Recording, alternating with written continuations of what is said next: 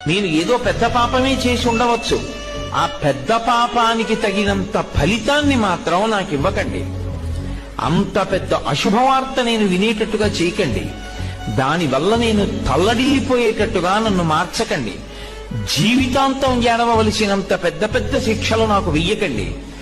మరి నీ పాపం ఎలా పోతుంది? నన్ను అనుగ్రహించండి. నేను తప్పు చేశాను. ఎందుకు చేశాను? మీరున్నారని తెలియక చేశాను ఒకప్పుడు ఆ పాపం.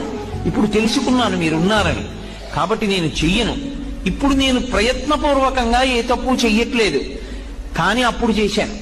ఈశ్వర, మీరు నన్ను మన్నించి ఆ పాపము యొక్క ఫలితాన్ని ఇచ్చేటప్పుడు బహు తక్కువ చేసి ఇవ్వండి. నేను భరించగలిగేలా ఇవ్వండి తప్ప నేను భరించలేనంత దుఃఖాన్ని నాకు ఇవ్వకండి.